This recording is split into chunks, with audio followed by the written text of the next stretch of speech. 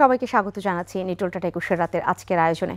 কথা বলতে চাচ্ছি মিয়ানমার সংকট এবং সেই সাথে এই অঞ্চলের যে আঞ্চলিক নিরাপত্তা। বাংলাদেশ তো আর বাদ যাবে না, যেহেতু পার্শ্ববর্তী দেশ, এবং সেই বাংলাদেশের সাম্প্রতিক সময়ে সেন্ট মার্টিন নিয়ে কথা হয়। সেন্ট মার্টিনের সাথে যে যোগাযোগ, সেখানে নানান ধরনের সমস্যার সম্মুখীন হতে হয়। এর বাইরেও রোহিঙ্গাতে একটি বড় সমস্যা।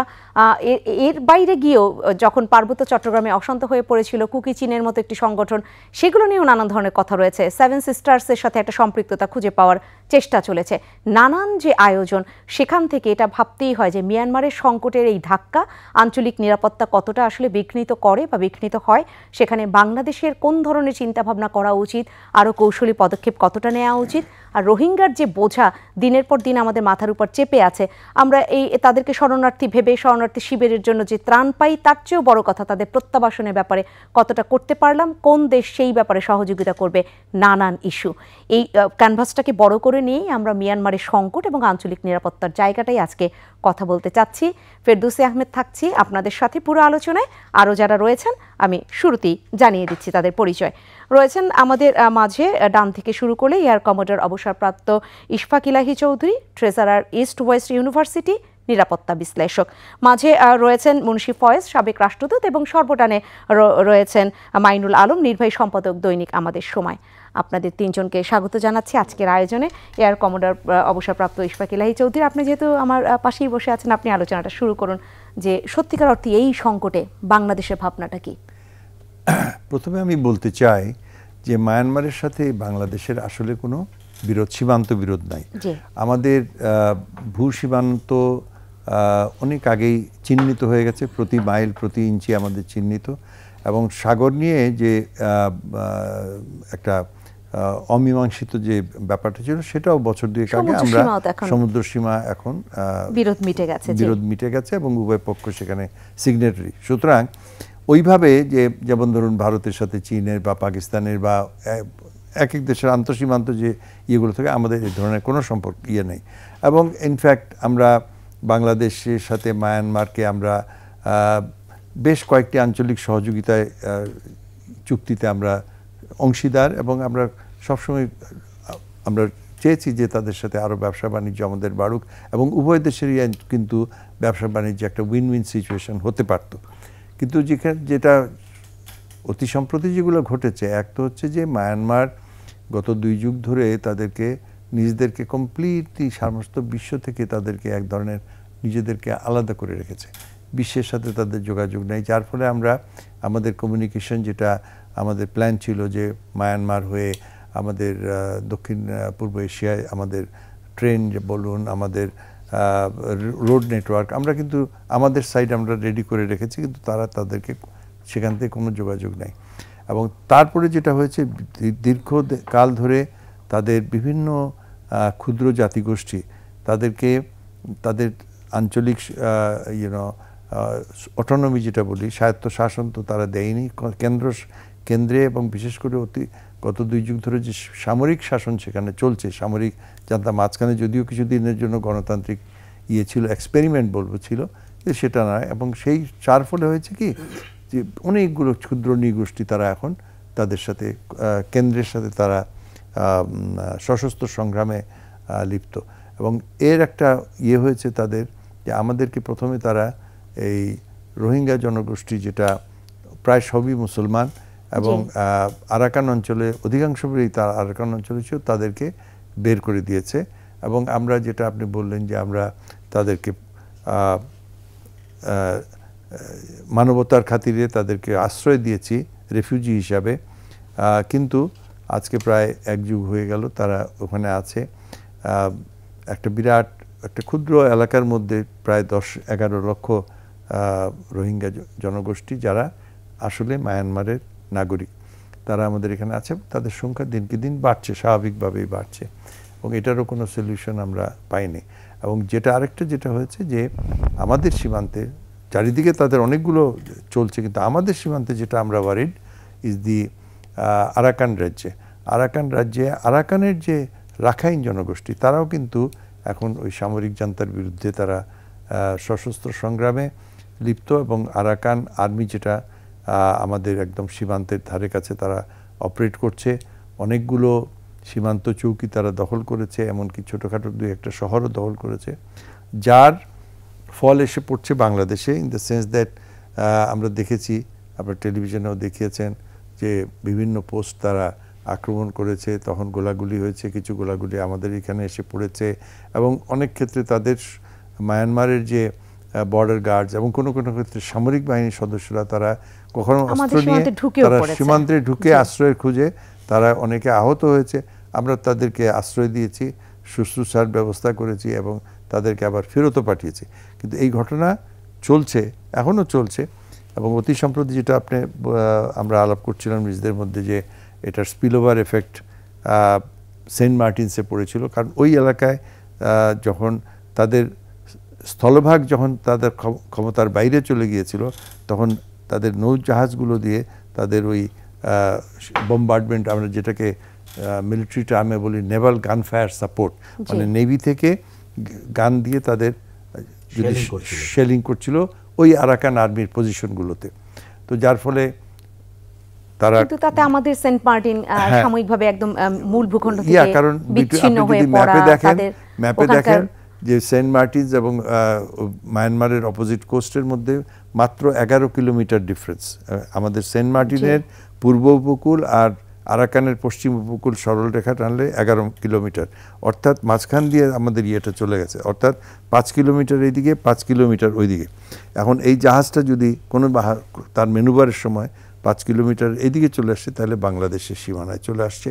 আমরা জানি না যে আদৌ বাংলাদেশের সীমানা অতিক্রম করেছিল কিনা, কিন্তু আমরা জানি সেন্ট মার্টিনস থেকে তারা, কিন্তু একটা অস্থির পরিস্থিতি চলতে থাকলে সেন্ট মার্টিনের আমাদের যে বাসিন্দারা রয়েছে তাদের নানান ধরনের খাদ্য সামগ্রী থেকে শুরু করে প্রয়োজনীয় জিনিসের বাধা হচ্ছে আমাদের। এবং এমনকি টেকনাফ থেকে বেরিয়ে যে ফিশিং ট্রলার, যেমন ধরুন ওখানে টেকনাফের নদীটার মাঝখান দিয়ে গেছে এবং আন্তর্জাতিক সীমানা, এপাশে মায়ানমার এপাশে তখন টেকনাফের যে মেইন ঘাট থেকে যদি আপনি যেতে চান, ওখানে আবার একটা চর পড়েছে, ওই চর এদিক দিয়ে গেলেই আপনি কিন্তু মায়ানমারের ভিতরে ঢুকে যাচ্ছেন। তো এই ক্ষেত্রে দুই একটা ইনসিডেন্ট হয়েছে, ওরা আমাদের জেলেদেরকে অনেক সময় তারা ইন্টারসেপ্ট করেছে, নিয়ে গেছে ধরে, অথবা তারা আহত হয়েছে। ওখান থেকে গোলাগুলি, কে গোলাগুলি করেছে, আরাকান আর্মি করেছে না মায়ানমারের বর্ডার পুলিশ করেছে আমরা জানি না, কিন্তু ঘটনা ঘটেছে। সার্বিক পরিস্থিতি একদম সংক্ষিপ্ত আকারে হলেও তুলে ধরলেন। আমি মুন্সি ফয়েজ আপনার কাছে আসতে চাই, এই যে আরাকান রাজ্য ফাঁকা করবার একটি কথা আমরা আগেও শুনেছি, এই আলোচনাটা ছিল, এখন আবার বলা হচ্ছে যে ক্ষুদ্র নৃগোষ্ঠী যারা একদম সেই জান্তা সরকারের বিরুদ্ধে লড়ে যাচ্ছে, যারা নানান ধরনের অ্যালায়েন্স গঠন করেছে, তারাও যদি আরাকান রাজ্যটাকে পরিপূর্ণভাবে ফাঁকা করবার একটা চিন্তা ভাবনা করে, তাহলে আরও রোহিঙ্গা কি ঢুকে পড়বার সম্ভাবনা রয়েছে কিনা? এটা হলো একটা অ্যাজাম্পশনের ব্যাপার, যদি তারা এটা করে তাহলে এটা হবে। হ্যাঁ, যদি তারা ফাঁকা করতে চায় তাহলে আরো আসার একটা চাপ পড়বে, কিন্তু মানে তারা নিজেরা ছাড়া অন্যদেরকে তাড়িয়ে দেবে, রোহিঙ্গাদেরকে তাড়িয়ে দেবে, বিশেষ করে মুসলিম সম্প্রদায়। এইটা আমার মনে হয় যে এইটার উপরে, এই জিনিসটার থেকে চিন্তা তাদের এখন বেশি হলো যে নিজেদের অবস্থান দৃঢ় করা এবং যে টাটমাডোয়ের লোকজনকে তাড়ানো, তাদেরকে ওখান থেকে, তাদের কাছ থেকে জায়গাগুলো দখল করে নেওয়া, এইটাই হলো তাদের মূল লক্ষ্য এখন, যা আমরা বুঝতে পারছি। আর তারা কিন্তু ক্ষুদ্র নৃগোষ্ঠী বলা যাবে না, আরাকান এবং এরকম বেশ কতগুলো নৃগোষ্ঠী আছে, তাদেরকে ক্ষুদ্র নৃগোষ্ঠী বললে ভুল করা হবে। তাদের এখন মিয়ানমার, পুরো মিয়ানমারে হয়তো বামাররা হচ্ছে সবচেয়ে বড় সংখ্যায়, বার্মিজ যারা আর কি, তাদের হলো সংখ্যা সবচেয়ে বেশি সম্ভবত।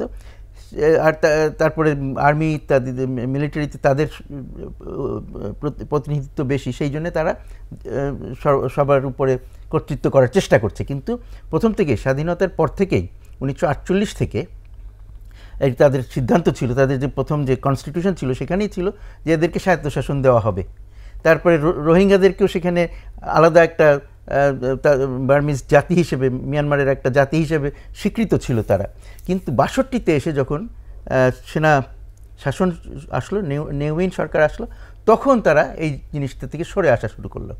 এখানে অন্যদেরকে তো আর তারা বাতিল করে দিতে পারে না, তারা তাদের জায়গায় শক্তিশালী অবস্থা নিয়ে আছে। কথা থেকেই ছোট্ট আরেকটু জেনে নেই, ছোট্ট একটা প্রশ্ন রেখে স্পষ্ট হয়ে নেই, সেটা হচ্ছে যে তাহলে আমি যেমন তাদেরকে ক্ষুদ্র বলে ফেলেছি, কিন্তু ক্ষুদ্র না, তাদের সংখ্যায় অনেক বেশি, সেরকম রোহিঙ্গাদেরকে তারা আবার ক্ষুদ্র মনে করে কিনা? রোহিঙ্গারা ক্ষুদ্র, সেটাও ঠিক। এই যে আরাকানের মধ্যেও যে অল্প জায়গায় রোহিঙ্গাদের আবাস, এমনি ছড়িয়ে ছিটিয়ে আছে বিভিন্ন জায়গায়, কিন্তু তাদের মূল আবাসটা অল্প জায়গায় এবং তাদের সংখ্যাও খুব বেশি না। এই জন্যেই হয়তো তারা ভেবেছে এদেরকে তো তাড়িয়ে দিলেই হয়, এদের সাথে যুদ্ধ করার প্রয়োজন নাই, এরকম একটা, কারণ এরা তো সশস্ত্র ওইভাবে ছিল না, তাই না? কিন্তু কতগুলো জিনিস মনে রাখতে হবে যে যখন ওদের স্বাধীনতা হলো, ব্রিটিশদের বিরুদ্ধে করে স্বাধীন হলো, তখন কিন্তু এই রোহিঙ্গা তারা কিন্তু আরাকান যে ফ্রিডম মুভমেন্ট ছিল তার যে নেতা, তার সাথে যে অং সান সুচির বাবা, তার সাথে কিন্তু খুব ঘনিষ্ঠ সখ্যতা ছিল, একসাথে কাজ করেছে তারা। বেশ কিছু মুসলমান আর রোহিঙ্গা নেতা ছিল তার সংগঠনে, এবং পরবর্তীতে অনেক দিন পর্যন্ত 2010 পর্যন্ত এরা ইলেকশনে অংশগ্রহণ করেছে, মন্ত্রী ছিল, কখনো কখনো কখনো কখনো তারা এমপি ছিল। কিন্তু আস্তে আস্তে ওই যে 62-র যে পরিবর্তন শুরু হলো, এটা একটা পরিকল্পিত গণহত্যা বলা যায়। হত্যা শব্দটা থেকে একটা মিসআন্ডারস্ট্যান্ডিং হয়, কিন্তু গণহত্যার যে ইংরেজি শব্দ জেনোসাইড, সেখানে কিন্তু এই বিশাল একটা আছে, খালি হত্যা নয়, তাদেরকে আস্তে আস্তে বিভিন্নভাবে মার্জিনালাইজ করা, তাদের পড়ালেখা, তারপরে এমপ্লয়মেন্ট, এগুলোর সুযোগ কেড়ে নেওয়া, তাদেরকে মানবেতর জীবনে পাঠিয়ে দেওয়া এবং তাদেরকে নিশ্চিহ্ন করার একটা সেটা কি অং সান সুচির বাবাই শুরু করেছেন নাকি অং সান সুচি পরবর্তীতে করেছেন? অং সান সুচিও না, এটা হলো নেউইন এসে ওই এদেরকে বলল যে এরা মিয়ানমারের লোক নয়। তারপরে 82 সালে একটা নতুন কনস্টিটিউশন করলো, সেই কনস্টিটিউশনে পরিষ্কারভাবে এদেরকে বলে দেওয়া হলো যে এরা বিদেশি, এবং চিহ্নিত করার চেষ্টা করা হলো যে তারা বাংলাদেশি। হ্যাঁ, এই তখন থেকে কিন্তু এই সমস্যাটা শুরু হলো, এবং তারপরে বিভিন্ন দফায় দফায় এদেরকে বের করে দেওয়ার চেষ্টা করা হলো। এটার পিছনে কতগুলো কারণ আছে, বলা হয় সব কিছুই যে একেবারে তা নয়, কিন্তু একটা বলা হয় যে তারা খুব ইয়েতে বিশ্বাস করে, ভবিষ্যৎবাণী ইত্যাদিতে বিশ্বাস করে, এবং বলা হয়েছে যে এর পরবর্তী আক্রমণ তাদের আসবে পশ্চিম দিক থেকে। তো পশ্চিম দিকে তো ভারতও আছে, কিন্তু ভারতকে তো তারা আর ওইভাবে বাংলাদেশকে যেভাবে দেখতে পারে ভারতকে তো সেইভাবে দেখতে পারে না। তো তারা ধরে করলো, এটার ইন্টারপ্রিটেশন হলো বাংলাদেশ থেকে তাদের উপরে আক্রমণ আসবে, সুতরাং এদেরকে বাংলাদেশি চিহ্নিত করে তারা একটা বদনাম দেওয়ার চেষ্টা করলো। এবং খালি বামাররা নয়, এটা কিন্তু এই বদনামটা বুদ্ধিস্ট যারা আছে তাদের সবার মধ্যে এই বদনামটা চালু হয়ে গেল। সুতরাং একটা হেট তৈরি হইলো, যে হিংসা, হ্যাঁ, এদের বিরুদ্ধে একটা হিংসা, হেট ক্যাম্পেইন চলেছে তখন একদম, এবং সেটা খুব স্ট্যাবলিশড হয়ে গেল। তার ফলে কি হলো, বছরের পর, কারণ এটা তো একদিনে নয়, 62, 82, তারপরে আস্তে আস্তে দিকে কি বলে 78, 77, 78 তো একবার একটা এক্সোডাস হয়েছিল, তখন আমাদের বাংলাদেশে চলে এসেছিল 2.5 লাখের মতন, এবং তাদেরকে আবার কিন্তু সবাই প্রায় ফেরত চলে গিয়েছিল, ব্যবস্থা হয়েছিল সেভাবে আলাপ আলোচনার মাধ্যমে। আবার তারপরে 92, 93 এই সময় আবার এরকম আসলো, আবার 2.5 লাখের মতন আসলো। তাদেরকে ফেরত পাঠানোর বেশিরভাগই ফেরত চলে গিয়েছিল, 25,000-এর মতন রয়ে গেছিল ক্যাম্পে, কিন্তু সেই সংখ্যা বাড়তে থাকলো, এবং 2004 সালের পর থেকে আবার নতুন করে আসতে থাকলো, কিন্তু এবারে দলবদ্ধভাবে নয়, এবারে ট্রিকলস, হ্যাঁ, অল্প অল্প করে আসতেই থাকলো, কারণ তাদের উপর অত্যাচার হচ্ছে সবসময়, তাদের ঘরবাড়ি জ্বালিয়ে দিচ্ছে ইত্যাদি, কিন্তু তাদেরকে ধাক্কা দিয়ে বের করে দিচ্ছে না। তো ওই অত্যাচারিত হয়ে তারা এদিক পাশে চলে এসছে, এবারে এদিকে তাদের অলরেডি কিছু লোকজন ছিল, সুতরাং এসে সেই সংখ্যা প্রায় 3-4 লাখে দাঁড়িয়ে গেল এই 2012-14 পর্যন্ত। 12তে এসে আবার নতুন করে বড় পুশ শুরু করলো, এবং 16-17 এই 2 বছরে তারা সত্যি একেবারে 17তে তো একদম একেবারে জোর করে সব বার করে দিল আর কি, হয় মেরে ফেলবে, নাহলে পালিয়ে যাও। তো সেই অবস্থায় থেকে তখন একবারে প্রায় 8 লাখের মতন চলে আসলো বাংলাদেশে। তো এই টোটাল 8 আর 4 12 লাখের মতন আমরা ধরে নেই, একটা মানে পুরো সত্যি একেবারে এক্স্যাক্ট হিসাব না, কিন্তু একটা হিসাব যে 12 লাখের মতন, এবং এখন সংখ্যাটা আরও বাড়ছে। কিন্তু এই যে একটা জিনিস, এইটা তো আমরা সবাই জানলাম যে কিভাবে এটা হচ্ছে। তো এদের ফেরত নিয়ে যাওয়ার একটা ব্যাপার আছে, এখন মোটামুটি একটা আন্তর্জাতিক হয়েছে, হ্যাঁ এদের ফেরত যাওয়া উচিত, কিন্তু এখন সবাই খালি অজুহাত দিচ্ছে কি, যে ওখানে একটা এখন সিভিল ওয়ার চলছে, গৃহযুদ্ধ পরিবেশ, সেইখানে অবস্থায় তো ফেরত যাওয়া যাবে না।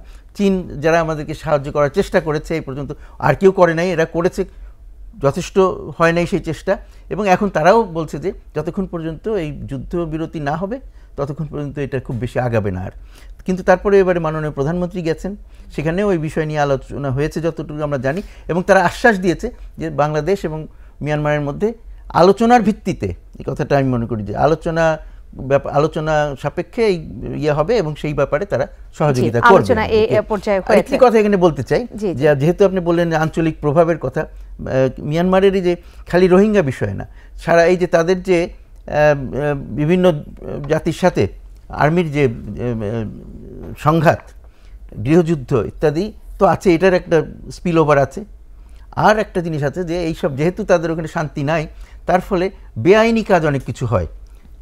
একটা হলো মানব পাচার, একটা হলো মাদক পাচার, আর একটা হলো অস্ত্র পাচার।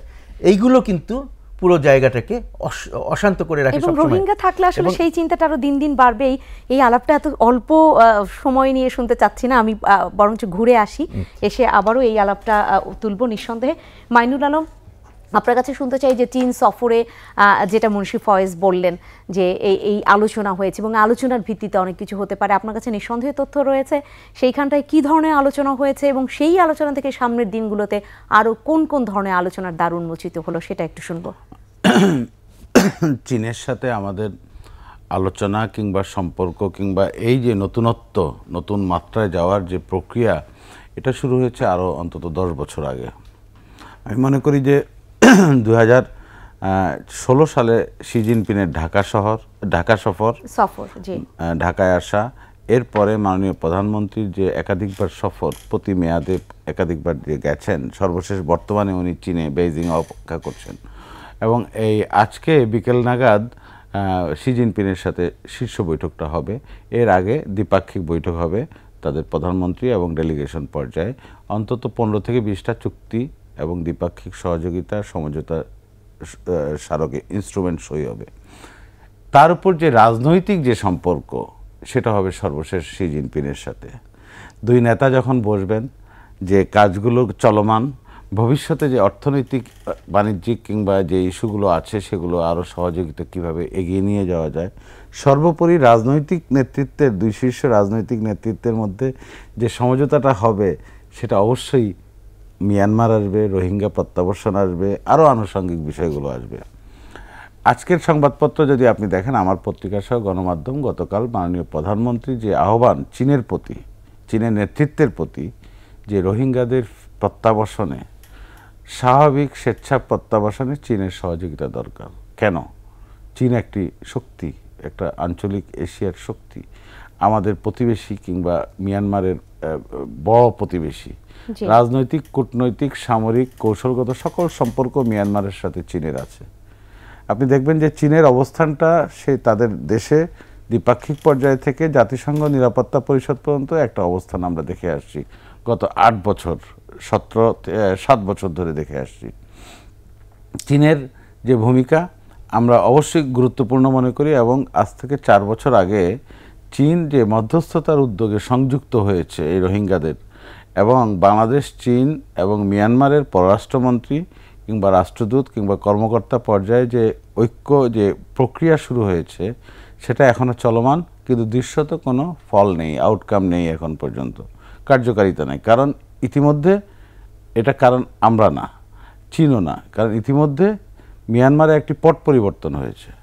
সে পট পরিবর্তন সামরিক জান্তা এখানে ক্ষমতা আরোহণ করেছে, ক্ষমতা নিয়েছে। এই জান্তা এখন যে অবস্থায় আছে, তাদের যে অভ্যন্তরীণ সমস্যা, সংকট কিংবা যুদ্ধ অবস্থা চলছে, এটা সে সামাল দিচ্ছে, নাকি প্রতিবেশীর সাথে কাজ করবে, নাকি আন্তর্জাতিক পর্যায়ে করবে?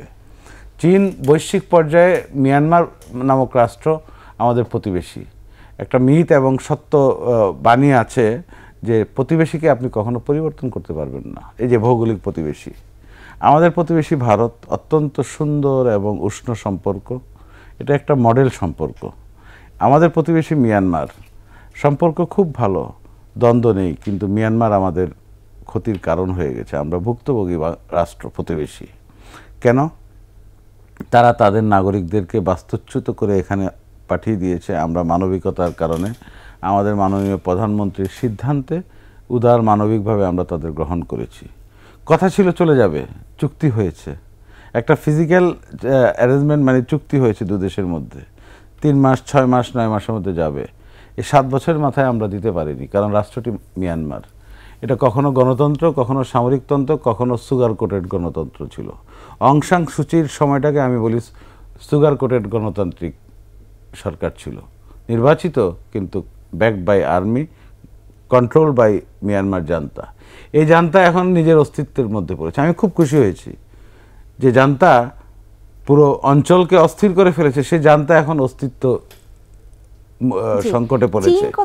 তাদের 11টা কি 12টা সশস্ত্র জাতিগোষ্ঠী। জি, চীন কতটা খুশি হলো এই জন্যই এই প্রশ্নটা রাখছি, কারণ বলা হয় যে চীন একদিকে জান্তা সরকারকেও নানানভাবে সাহায্য করছে বা সমর্থন দিচ্ছে, আর একদিকে সেই নৃগোষ্ঠী।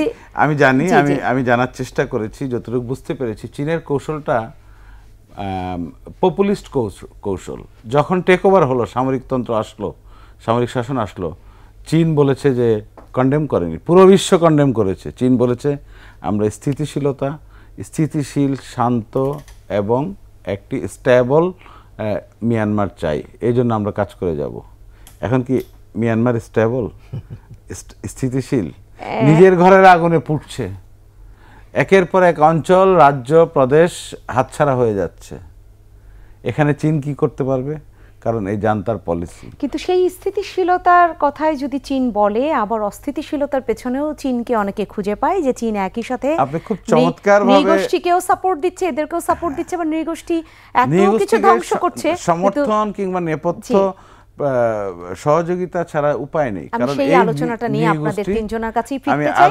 আচ্ছা, ঠিক আছে, বিরতি নিয়ে আসি। সম্মানিত দর্শক, নিটল টাটা 21 রাতে সময় হয়েছে ছোট্ট বিরতি শেষ করে আমরা আবারও আসবো এই আলোচনায়। আশা করছি সাথেই থাকবেন।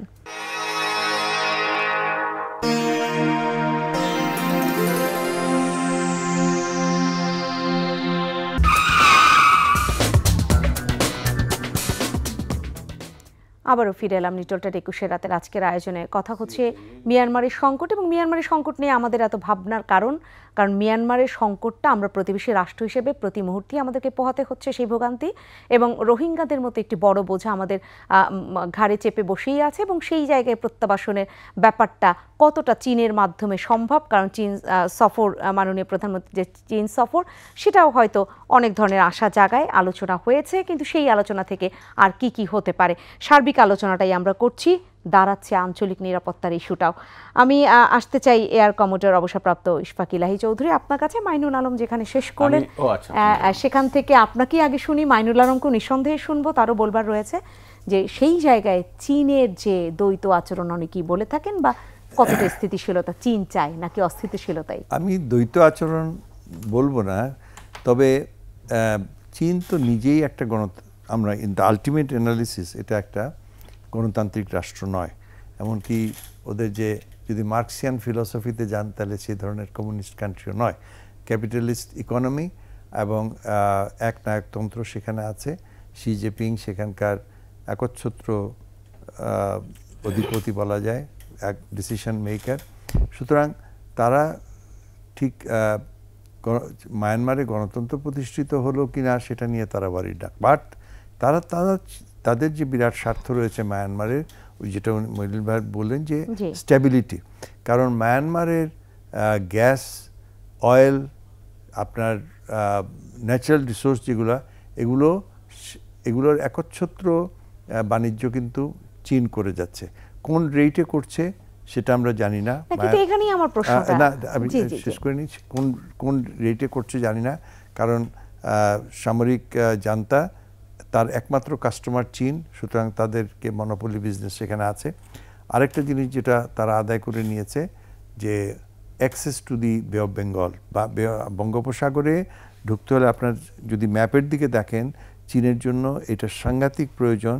কারণ যে তাদের মধ্যপ্রাচ্য, ইউরোপের সাথে ব্যবসা বাণিজ্য বলুন, বা স্ট্র্যাটেজিক ভারত মহাসাগরে তার অবস্থান, বা আফ্রিকার পোস্টে অবস্থান করতে হলে তাদেরকে সমস্ত দক্ষিণ চীন সাগর হয়ে আপনার সুমাত্রার, সিঙ্গাপুরের স্ট্রেট দিয়ে হয়ে তারপরে আসতে হয়। কিন্তু যদি তারা মায়ানমারের যেসব বন্দর আছে, বিশেষ করে যেটা আগে আকিয়া বলতাম, এখন সিতাওয়ে পোর্ট আছে, প্লাস রেঙ্গুন তো আছেই, এখানে যদি অ্যাক্সেস থাকে তাহলে সোজা তারা এদিক থেকে তারা ব্যবসা বাণিজ্য বলুন, আপনার সামরিক উপস্থিতি বলুন, তাদের একটা বিরাট অ্যাডভান্টেজ হয়। সেই জন্য মায়ানমার তাদের জন্য খুবই ইম্পর্টেন্ট জিও স্ট্র্যাটেজিতে। এবং ইয়েস ইউ আর রাইট যে বিভিন্ন গোষ্ঠী তারা আঞ্চলিকভাবে এখন এমন একটা পর্যায়ে গেছে, যেমন ধরেন শান স্টেট বা কারেন স্টেট বা এই কাচিন, এরা অলমোস্ট তারা বলা যায় যে উইদিন দেয়ার এরিয়া তারা অলমোস্ট স্বাধীন, ইন দ্য সেন্স দ্যাট ওখানে সামরিক সরকারের উপস্থিতি হয়তো অ্যাডমিনিস্ট্রেটিভ কিছুটা আছে, কিন্তু আসলে সামরিক উপস্থিতি খুব কম, এবং আরাকানও কিন্তু সেরম পর্যায়ে যাচ্ছে। সুতরাং প্রত্যেক ফ্যাকশনের সাথে চীন সরকারের একটা যোগাযোগ আছে, এবং অনেকে বলে যে অস্ত্রশস্ত্র অনেকগুলো চীনের সরকারি না হোক বেসরকারিভাবে চীনের সাপ্লাই আছে।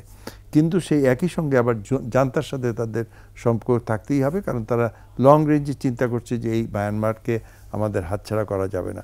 এবং এই জন্যই বা রোহিঙ্গা ইস্যুতেও তারা ইন্টারেস্টেড, কারণ এই বিশেষ করে যদি আরাকান স্টেটটা যদি আনস্টেবল থাকে, কারণ বন্দরের অ্যাক্সেস কিন্তু আরাকান স্টেট দিয়ে হতে হবে, আরাকান এবং তারপর ওইদিকে কারেন, শান, এই তিনটা স্টেট। তো এই জন্য তারা ইন্টারেস্টেড, এবং আমরা আশা করব, কারণ আমাদের লিমিটেড মায়ানমারে কি হচ্ছে না হচ্ছে is not that much A concern. আমাদের ইমিডিয়েট টার্গেট হচ্ছে এই 10 লক্ষ রোহিঙ্গা যেন ফিরে যায়, এইটার ব্যবস্থা করা। এখন ধরেন পশ্চিমা অনেকে লিপ সার্ভিস দেয়, কিন্তু তারা আমরা তো দেখেছি যে খরচগুলো বাংলাদেশ সরকারকে বহন করতে হচ্ছে, তার একটা ফ্র্যাকশনও তারা পশ্চিমা বিশ্ব তারা যা এইড দিচ্ছে। চীনের ব্যাপারটা শুনে নিলাম, চীনের ব্যাপারটা সবাইকে শুনে এসে আপনার কাছে আবার একটু ভারতের ব্যাপারটাও জানতে চাইবো, কারণ ভারতও প্রতিবেশী রাষ্ট্র এবং এই আঞ্চলিক নিরাপত্তার স্বার্থে আসলে সবাইকে তো একসাথেই কাজ করতে হবে।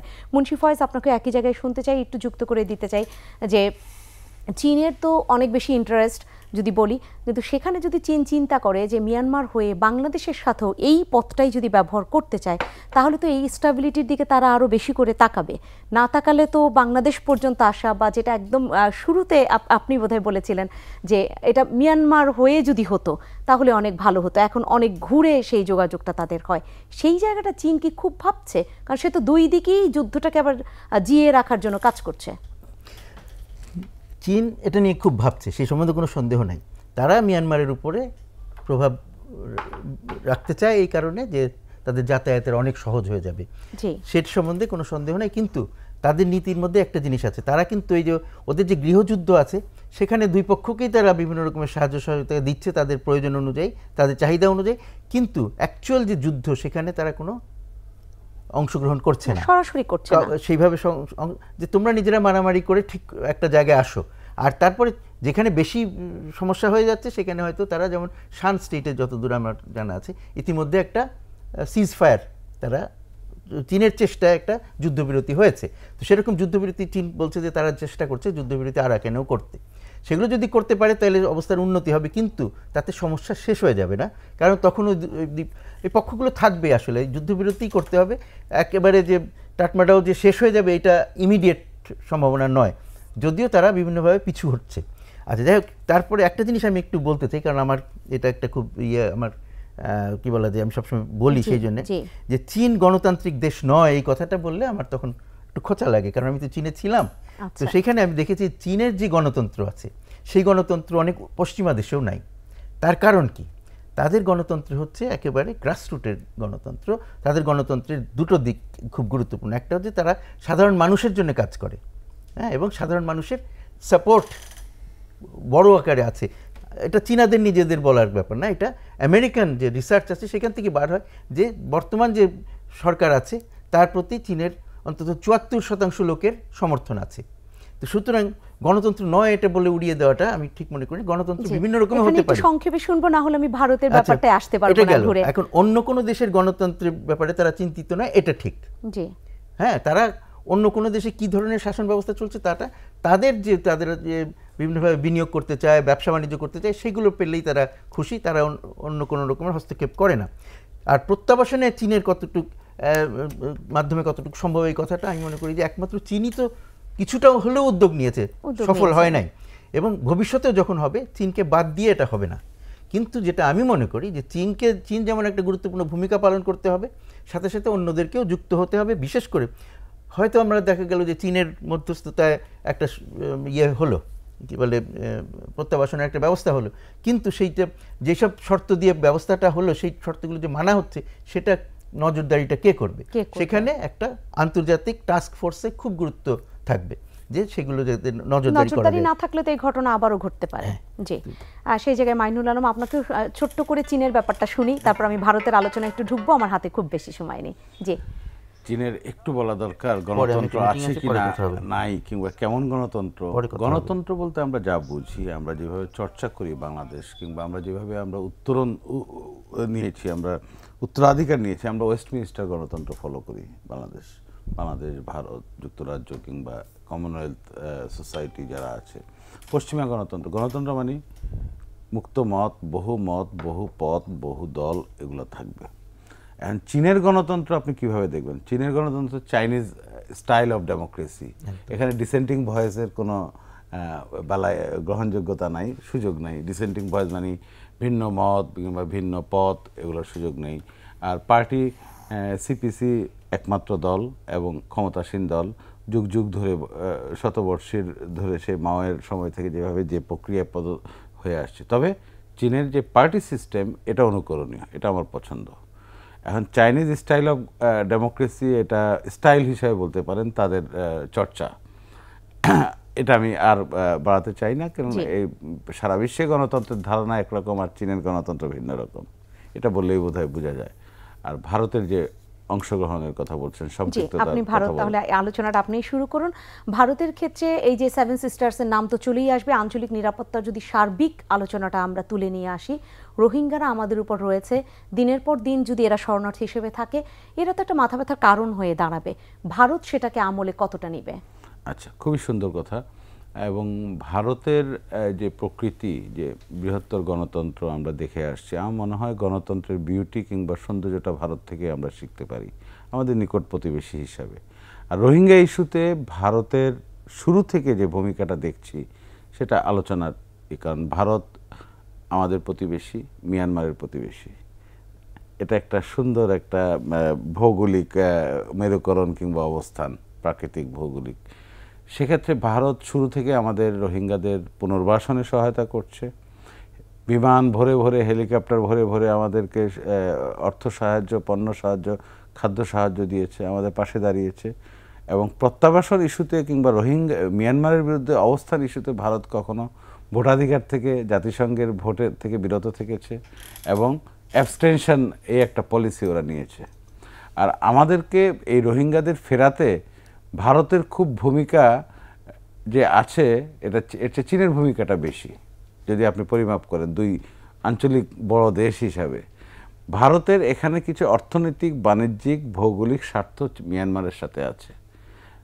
যৌথ প্রকল্প, কালাদান প্রকল্প থেকে যে গ্যাস পাইপলাইনের যে প্রকল্পগুলো, ভারত এটা মাথায় আছে। না, ভূমিকা আমি একটু যুক্ত করি, তাহলে নিঃসন্দেহে আপনি মিয়ানমারের ব্যাখ্যাটা প্রতি আমাকে ভালো ভারতের দিতে যে পারবেন। সমর্থন, ভালোবাসা, আর আমাদের প্রতি যে সমর্থন, ভালোবাসা কিংবা দৃঢ় বন্ধুত্ব, এটা দুই প্রকৃতি। না, মাইনুল আলম, আমি যেটা জানতে চাচ্ছি যে ভারতের সরাসরি সে প্রত্যাবাসনে সে কতটা ভূমিকা রাখতে পারবে বা ভূমিকা রাখবে কিনা, সেটা একটা প্রসঙ্গ। কিন্তু যদি কোনো ধরনের অস্থিরতা তৈরি হয়, যে এখন আঞ্চলিক নিরাপত্তাটা স্থিতিশীল অবস্থায় রয়েছে বলে, এবং মোদী সরকারও বলে যে না, এই দিকে শেখ হাসিনা সরকার এই একদম জিরো সন্ত্রাসের ক্ষেত্রে জিরো টলারেন্স নিয়ে এসে আঞ্চলিক নিরাপত্তা নিশ্চিত করেছে, সেই জায়গায় নতুন করে যদি আবার মাথাচাড়া দেয়, জঙ্গিবাদ বলি, নানান কিছু, এই বা মাদক থেকে শুরু করে আরো অন্যান্য যে ইস্যুগুলো রয়েছে, সেগুলো রোহিঙ্গাদের দিয়ে অন্যরা করানোর চেষ্টা করবে, যারা একেবারে মাফিয়া চক্র পরিবার। ভারত কি নীরব থাকতে পারবে? একটা কনসেপ্ট যেটা আছে, এবং সেটা তো সীমান্ত প্রচেষ্টা, জি, আমাদের একাংশ আরাকান কিংবা ভারতের একাংশ মিজোরাম সহ একটা স্বতন্ত্র নতুন রাষ্ট্রের যে কনসেপ্ট, যে বা যারা বলছে অবাস্তব, সেটা ভারত কি এর থেকে মুক্ত? ভারত ক্ষতিগ্রস্ত হবে না? সুতরাং আঞ্চলিক ইস্যুতে ভারতকে সক্রিয়, আন্তরিক এবং সহযোগিতামূলক মনোভাব রাখতে হবে। তো সেটা ক্ষতিগ্রস্ত হতেই হবে, কারণ বলা হয় যে কুকি চীনকে যে নানান ধরনের সাপোর্ট বা ওই পাশ থেকে চলে আসা, সেটা তো ভারতের মধ্য থেকে, এই ইঙ্গিত তো রয়েছে। না, ভারতের মধ্য থেকে এবং চীনের পক্ষ থেকেও আছে। জি, কুকি চীনের পেছনে কে? এই আপনি যে কনসেপ্টের কথা বললেন, এই কনসেপ্টটা তো আসলে অনেক বেশি পুরাতন একটি কনসেপ্টকে আবার নতুন করে ভাবা হচ্ছে। এই জিনিসটা আমাদের সামনে আসছে, এবং এক্ষেত্রে সহযোগিতামূলক সম্পর্কের বিকল্প নাই। ভারত আমাদের পাশে আছে। নরেন্দ্র মোদী কিংবা ভারতের মন্ত্রীরা কিংবা কর্তৃপক্ষ বিভিন্ন সময় বলছে রোহিঙ্গা সমর্থনে, প্রত্যাবাসনে বাংলাদেশকে সমর্থন দেবে, এটা বলে আসছে। এই ইস্যুতে ভারতের অবস্থান আছে, যদিও জাতিসংঘ সহ বিভিন্ন জায়গায় ভারতের একটা পলিসি কাজ করছে। এখন একটা দেশের পলিসি তো আরেক দেশের জন্য সম্পূর্ণ পরিবর্তন হয় না, স্বতন্ত্র পলিসি, আপনি জানেন। যেমন ভারতের অনুরোধে কি আমরা কোনো পলিসি পরিবর্তন করব? মধ্যপ্রাচ্য কিংবা ওআইসি ইস্যুতে, মুসলিম বিশ্ব ইস্যুতে করব না। এক এক দেশের এক এক ধরনের সার্বভৌম পলিসি কাজ করে। সুতরাং আপনি যে ভৌগোলিক ইস্যুটা বললেন, আঞ্চলিক, বাংলাদেশ, ভারত, মিয়ানমার, এই অঞ্চলে যে ঘটনা ঘটতেছে কিংবা যে আমরা শঙ্কাবোধ করছি ভিতর ভিতরে হচ্ছে, সেটা তো ভারত মুক্ত নয়। সেই জায়গাটা জানতে চাচ্ছি যে ভারত নিজের জন্য কি ভাববে, নিজের জন্য এবং অঞ্চলের জন্য ভাবতে হবে এবং কাজ করতে হবে বলে আমি মনে করি। কারণ এই অঞ্চলে একটা যদি টু শব্দ হয়, একটা যদি গুলি হয়, এটার উৎস কোথায় এটা দেখতে হবে। কারণ এর দূর থেকে চীনের সংযোগ এখানে আছে। ভারত এটা বুঝে এবং সে অনুযায়ী ব্যবস্থা নিচ্ছে। এই যে লোকগুলো আসলো, গত 4 মাসে যে লোকগুলো আসলো এবং আশ্রয় নিল আরাকানের রাখাইন স্টেট থেকে বাংলাদেশে আসলো, ভারতে আসলো, আমরা ফেরত পাঠিয়েছি। হেলিকপ্টার বোঝাই করে, আমরা জাহাজ বোঝাই করে, ভারত হেলিকপ্টার বোঝাই করে ফেরত পাঠিয়েছে, আমরা জাহাজ বোঝাই করে পাঠিয়েছি। একটা সম্পর্ক এবং আলোচনার ভিত্তিতে এটা হয়েছে। সেটা বাংলাদেশ আর ভারতের মধ্যে এই ধরনের যদি বলি, সেই একদম সেনাবাহিনী বলি কিংবা ওই যে বর্ডার গার্ড, তারা আসলে ঢুকে পড়বে এই দুই দেশই। আপনাকে শুনতে চাই এই জায়গায় ভারত কতটা নিবে আমলে। না, আমি মনে করি যে আপনি যে কুকি চীনের কথা বললেন, এটা কিন্তু ভারত এবং বাংলাদেশ উভয়ের জন্য একটা থ্রেট। এই কুকিরা আপনার মিজোরামেও আছে এবং তার বিরাট অংশ তারা কিন্তু মায়ানমারে আছে। এবং এই সমস্ত মিজোরাম এবং মণিপুর আপনার অত্যন্ত শান্ত ছিল, কিন্তু রিসেন্টলি যেসব অশান্তি সেখানে হয়েছে, বিশেষ করে মণিপুরে যে অলমোস্ট একটা গৃহযুদ্ধ পরিস্থিতি সৃষ্টি হয়েছে, এর পিছনে এই কুকি চীনদের একটা বিরাট ভূমিকা আছে। সুতরাং দে আর ওয়ারিড দেমসেলভস। এবং বাংলাদেশে এদের সংখ্যা অনেক কম, কেউ বলে কয়েক হাজার এরা কুকি জনগোষ্ঠী আছে। এবং তারা কিন্তু তারা ব্যাংক অ্যাটাক করেছেন, বেশ কিছু ঘটনা তারা ঘটিয়েছে। এবং এটার পিছনে আমাদেরও, আমি বলবো যে আমাদের অসতর্কতা। আমরা জানেন যে ব্রড ডেলাইটে তারা পাশেই বিজিবি ক্যাম্প, একটু দূরে আর্মি ক্যান্টনমেন্ট, এখানে যে ব্রড ডেলাইটে তারা যেসব করলো, এটা তো তার জন্য তারা প্রিপারেশন ছিল, কিন্তু আমরা যথেষ্ট সতর্ক ছিলাম না। ঘটনার পরে আমরা সতর্ক হয়েছি, আমরা লঞ্চ করেছি ক্লিনিং আপ এন্ড অল, এবং তারপর থেকে আর কোনো ঘটনা গোয়েন্দা তথ্য থাকে না যে থাকা উচিত ছিল। আমি বললাম তো আমাদের অসতর্কতা, এটা আমাদের ফেইলিয়ার বলতে হবে, এটা ফেইলিয়ার। এবং যখন এই ব্যাংকের ডাকাতি, তখন তো সেই ব্যাংকের ভিতরেই আমাদের বিজেপি সদস্যরা টাকা তুলতেছিল, তারা আরামসে হেঁটে বেরিয়ে গেল। একটা ওয়ার্নিং, একটা আপনার অ্যালার্ম বাজালেই তো আপনার এগুলো হয়।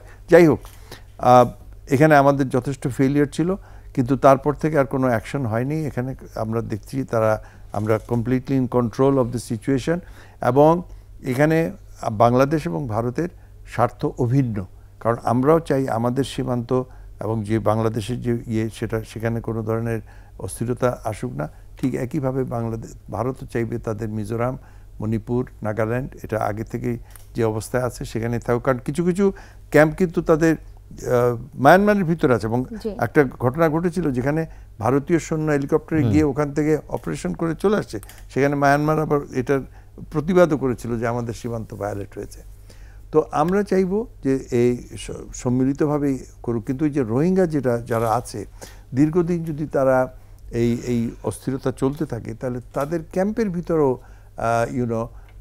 এক ধরনের অস্থিরতা হবেই।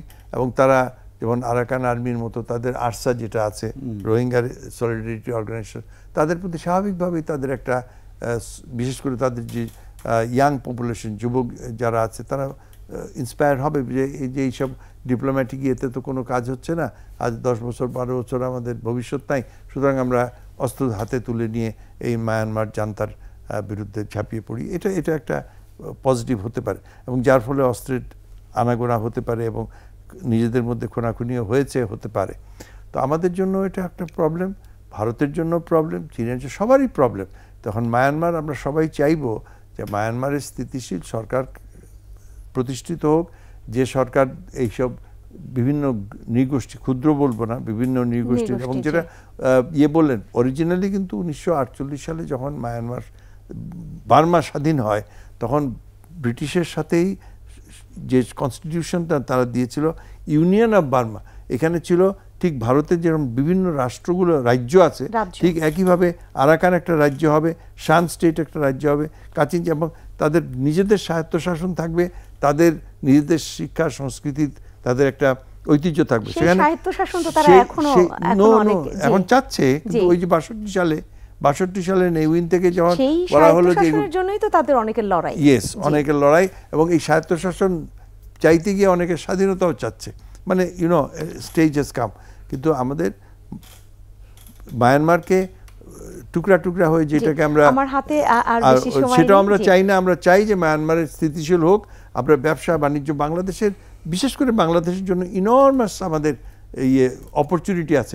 আমাদের এত কাছে এত সম্পদ, অথচ আমাদের কোনো ধরনের যোগাযোগ নাই, যেটাকে আমরা বলি ডিস্ট্যান্ট নেইবার। সেই চাওয়াটা তো আসলে থাকবেই, কারণ সেটা স্থিতিশীল হলে পার্শ্ববর্তী দেশগুলোর জন্য ভালো। মুন্সি ফয়েজ, আপনি কি বলবেন? আপনাকে শুনতে চাই এখানে। মিয়ানমারে এই গৃহযুদ্ধ শুরু হওয়ার আগে কিন্তু ভারত এবং চীনের অবস্থান মোটামুটি একটা স্থিতিশীল পর্যায়ে ছিল। দুজনই মোটামুটি খুশি ছিল, তাদের কাজ হচ্ছিল, তাদের কালাদান প্রজেক্ট, তাদের এই যে কি বলে সিটওয়ে থেকে খুনমিং পর্যন্ত পাইপলাইন ইত্যাদি, এগুলো ঠিক মতনই হয়েছিল। কিন্তু এখন এই গৃহযুদ্ধের সময় ভারত একটু ব্যাকফুটে পড়ে গেছে, কারণ এই তাদের যে কালাদান প্রজেক্টের একটা বড় অংশই কিন্তু আরাকানের ভিতর দিয়ে, এবং তারপরে যেখানে আছে সেখানেও তাদের অবস্থান খুব দৃঢ় না। তার ফলে তারা ওখানে, তাদের কাজ ওখানে বন্ধ হয়ে গেছে যতটুকু আমরা শুনতে পাই। তার ফলে ভারত বিপদে আছে। তবে এটাও শোনা যাচ্ছে যে ভারত চিন্তা করছে যে কীভাবে আরাকানের সাথে তাদের সম্পর্ক, আরাকান মানে রাখাইনদের সাথে তাদের সম্পর্কটা কীভাবে, আরাকান আর্মির সাথে সম্পর্কটাকে পরিবর্তন করা যায় কিনা, এরকম চিন্তাভাবনা আছে। তো সুতরাং সেটা, আর কিন্তু চীন অপেক্ষাকৃত সুবিধাজনক অবস্থানে আছে। কোনো পক্ষই চীনকে ঘাটায় না, চীনের কাছ থেকে সবাই সাহায্য পায় এবং তারা নিজেদের মধ্যে যুদ্ধ ইত্যাদি করছে, কিন্তু চীনের কোনো প্রজেক্টে তারা কোনো রকম সমস্যা সৃষ্টি করছে না।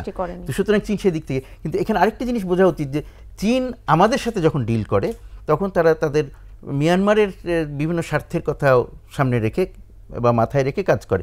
কিন্তু আমরা চীনকে বোঝানোর চেষ্টা করেছি এবং করতে থাকতে হবে, সেটা হচ্ছে যে আরাকানে যেই সরকারই আসুক, যেরকমের ব্যবস্থাই হোক, ফেডারেশন হোক বা টাটমাডা পুরো দখল করে নিক, যেটাই হোক, চীনকে ভারতকে ছাড়া তো তারা চলতে পারবে না। সুতরাং তারা কেন খামাখা এইগুলোকে জিয়ে রাখার চেষ্টা করে? তারা যদি চেষ্টা করে, তারা যদি রোহিঙ্গাদেরকে ফিরিয়ে আনতে আরও বেশি চাপ দেয় এবং তারা যদি সাথে সফল হয় এবং তার ফলে যদি ওই এলাকায় শান্তি প্রতিষ্ঠিত হয়, পুরো মিয়ানমারে যদি যে গৃহযুদ্ধ আছে সেটা যদি বন্ধ হয়ে যায়, তাহলে চীনেরই তো লাভ, চীনের লাভ, ভারতের লাভ, যাদেরই স্টেক আছে তাদের সবার জন্য লাভ, কারণ তাদের যা কিছু ওখানে বিনিয়োগ আছে সেগুলো অনেক বেশি ফলপ্রসূ হবে। 1 নম্বর নিরাপদ হবে, আর 1 নম্বর ফলপ্রসূ হবে। আর যতদিন এই বিবাদ চলতে থাকবে, রোহিঙ্গা নিয়ে হোক আর অন্য যে কোনো বিভিন্ন জাতিগোষ্ঠীর মধ্যে যখন তাদের বিবাদ, তাতে কিন্তু তাদের বিনিয়োগ এবং তাদের ইয়েগুলো বিপদে থাকবে। 30 সেকেন্ড মাইনুল আলম, আপনাকে শুনতে পারবো। আপনাকে আগে শুনেছি, এখন 30 সেকেন্ডে বাকি যদি কিছু থাকে। আমি বাংলাদেশ প্রেক্ষাপটটা বলতে চাই। আমাদের দেশ বাংলাদেশ যে পররাষ্ট্র নীতি পরিচালনা করছে, চর্চা করছে, গত 15 বছর ধরে একটা স্থিতিশীল, স্ট্যাবল এবং প্রোঅ্যাক্টিভ পলিসি নিয়েছে। সে অনুযায়ী আমরা মিয়ানমারকে হ্যান্ডেল করছি। আমরা 11-12 লক্ষ রোহিঙ্গাকে রেখেছি, ওদের সাথে আলোচনার জন্য বারবার উদ্যোগ নিয়েছি। শত উস্কানি সত্ত্বেও, সামরিক উস্কানি সত্ত্বেও আমরা করছি। It's a holistic approach. এটা বৈশ্বিক সভায় আমরা উচ্চ কণ্ঠে আমাদের মাননীয় প্রধানমন্ত্রী বলেছেন। সেই 17 সালে 5 দফা সমাধান প্রস্তাব সহ যতবার বলেছেন, কালকে চীনেও বলেছেন, আজকে উনি শি জিনপিংয়ের সাথে বলবেন, আমি ধারণা করতে পারি নিশ্চিত। সুতরাং এই পলিসিটা আমাদের একটা হোলিস্টিক অ্যাপ্রোচ, আমরা প্রোঅ্যাক্টিভ পলিসি নিয়েছি, আমরা বৈশ্বিক সমর্থন পেয়েছি, আর এখন এটা কার্যকারিতা দরকার বলে আমি মনে করি। জি, এখন সামনের দিনে সেই কার্যকারিতা কতটুকু মেলে সেটা আমরা আসলে দেখব। আজকের এই আয়োজনে আসবার জন্য আপনাদের 3 জনকে অসংখ্য ধন্যবাদ জানাচ্ছি। আমি আলাদাভাবে শুরুতে এয়ার কমোডোর অবসরপ্রাপ্ত ইশফাক ইলাহি চৌধুরী, আপনাকে ধন্যবাদ দিচ্ছি। ধন্যবাদ জানাচ্ছি মুন্সি ফয়েজ আপনাকে, মাইনুল আলম আপনাকেও ধন্যবাদ।